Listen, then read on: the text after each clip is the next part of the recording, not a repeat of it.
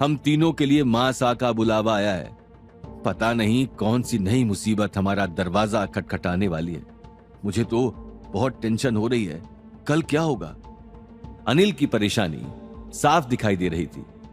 पर यूं अचानक क्यों? कुछ बताया नहीं उन्होंने? डैडी जी, आप ज्यादा टेंशन मत लीजिए, जो होगा हम सब मिलकर देख लेंगे। और मुझे अंदर ही अंदर लग रहा है कि सब ठीक होगा और हम लोग मिलकर सब कुछ संभाल लेंगे। जब अवनी गौतम को अपने डैड के लिए केयर करते हुए और तसल्ली देते हुए देखती है तब उसे बहुत खुशी होती है और वो नजरें चुरा चुरा कर गौतम की ओर देखने लगती है। साथ ही उसके चेहरे पर हल्की सी मुस्कान भी थी। लेकिन जैसे ही गौतम ने उसे देखा, उसने अपनी पलकें झुका ली। अगले दिन सबके मन में थोड़ा थोड़ा डर जरूर था और इसी वजह से अवनी गौतम के पास गई। गौतम, क्या तुम्हें लगता है कि सब ठीक होगा, या फिर तुमने डैड का दिल रखने के लिए ऐसा बोल दिया था? मेरा यकीन करो अवनी, सब कुछ सही होगा। जब तक हम साथ हैं तब तक कोई भी परेशानी इतनी बड़ी नहीं हो सकती कि वो हमारे हौसलों को कमजोर कर सके। गौतम की बातों ने अवनी का दिल खुश कर दिया था। अब लगभग आधे घंटे बाद अनिल, अवनी और गौतम गायत्री देवी के घर पहुंचे। जैसे ही वो लोग घर में पहला कदम रखने लगे कि अपने सामने सारे घर वालों को देखकर हैरान हो गए। वहां खानदान के सबसे खास लोग उन तीनों का इंतजार कर रहे थे, जिसमें गायत्री देवी, सौरभ और नील सबसे ज्यादा खास थे। सौरभ गायत्री देवी का बड़ा बेटा और नील और शनाया का पिता है। वो अपनी मां का लाडला है। गायत्री देवी नील और सौरभ को देखकर अवनी धीरे से फुसफुसाते हुए अनिल से कहती है, डैड, जरा देखिए इन तीनों को कैसे बैठे। ऐसा लग रहा है जैसे आज हमारा ही नाश्ता बनाकर खाने वाले। चुप कर जाओ अवनी, चलो आगे देखो, कैसे घूर के देख रहे हैं। आओ बात करते हैं, आखिर इस तिकड़ी के मन में चल क्या रहा है। अनिल ने जवाब दिया। सौरभ दूर से इशारा करते हुए कहता है, अरे पास आओ बेटा अवनी, इतनी दूर क्यों खड़ी हो, क्या बातें हो रही हैं, आओ हमें भी बताओ। सौरभ के मुंह से चाशनी जैसी इतनी मीठी बातें सुनकर वो तीनों हक्के बक्के रह गए। यहां आओ ना, अरे मैं तुम लोगों से ही बात कर रहा हूं, आओ फटाफट आओ।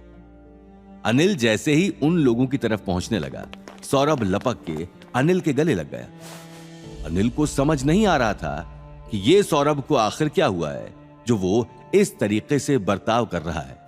अनिल ने इससे पहले अपने भाई सौरभ के चेहरे पर कभी उससे मिलने पर इतनी खुशी नहीं देखी थी। अनिल मन ही मन सोचता है, जरूर दाल में कुछ काला है, वरना इसके जैसी तीखी जुबान जलेबी की तरह मीठी कैसे हो सकती है। आओ बैठो अनिल, अब खड़े रहोगे क्या? अनिल से अब ज्यादा इंतजार नहीं हो रहा था, इसलिए वो घबराते हुए पूछता है, बताइए मासा, आपने हमें क्यों बुलाया है? अरे ठहर भी जा अनिल, इतनी मुश्किल से तो एक रोज अपनी माँ के पास आया है और आते ही तुझे ये पड़ गई कि मैंने क्यों बुलाया है। ना तूने मेरा हाल पूछा, ना तबीयत। नहीं मासा, ऐसी बात नहीं है, वो तो तुमने मुझे अचानक बुला लिया ना, अनिल ने डरते हुए कहा। अच्छा बस बस, आराम से बैठे रहो। महाराज जी जो भी बताया था वो सब बनकर तैयार हो गया है ना, तो जल्दी से यहाँ टेबल पर लगा दीजिए। गायत्री देवी के ऐसा कहने पर अवनी, अनिल और गौतम के सामने तरह तरह के खानों की लाइन लग गई, जिसमें शामिल थे समोसे, कचौड़ियां, चाय, रसगुल्ला, जलेबी और न जाने क्या क्या। लो ना गौतम जीजू, ये सब तुम्हारे लिए ही है, खाना शुरू करो। गौतम ने इस वक्त नील को कुछ भी कहना जरूरी नहीं समझा और चुपचाप प्लेट उठाकर उसमें एक समोसा रख लिया। वैसे तो तुम हर दिन नाश्ता बनाते हो, लेकिन आज तो तुम्हारे लिए तश्तरी भर के खाने बनाए गए हैं। एक एक चीज चटखारे लेकर आराम से खाना, सौरभ ने कहा। सौरभ की ये बात सुनकर गौतम के हाथ में जो प्लेट थी उसने बिना कुछ कहे आराम से टेबल पर रख दी। चाचा जी, खाना तो हम लोग खा लेंगे, लेकिन पहले आप ये बताइए कि आपको हमसे क्या काम है?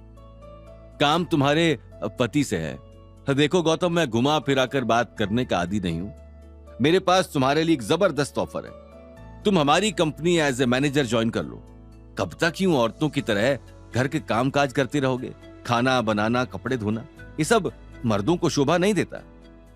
सौरभ ने मुस्कुराते हुए गौतम से कहा। गौतम सौरभ के मुंह से मैनेजर की पोजीशन के बारे में सुनकर भौचक्का रह गया था और उसने मन ही मन सोचा, ये लोग जो कल तक मेरे निखट्टू, नकारा और न जाने क्या क्या कहते आए थे और अपने घर में झाड़ू पोछा करने वाले का काम दे रहे थे, आज उनका दिल अचानक बदल कैसे गया? इसके पीछे उनकी बहुत गहरी साजिश लगती है। आखिर गायत्री देवी, नील और सौरभ के मन में क्या चल रहा था? वो लोग ऐसा क्या दांव पे चलने वाले थे जो इन तीनों के लिए एक नई मुसीबत लेकर आने वाला था? आगे की कहानी जानने के लिए देखिए अगला एपिसोड सिर्फ पॉकेट एफएम के यूट्यूब चैनल पर और रॉयल वारिस के सारे एपिसोड्स को सुनने के लिए डिस्क्रिप्शन में दी लिंक से डाउनलोड करें पॉकेट एफएम ऐप।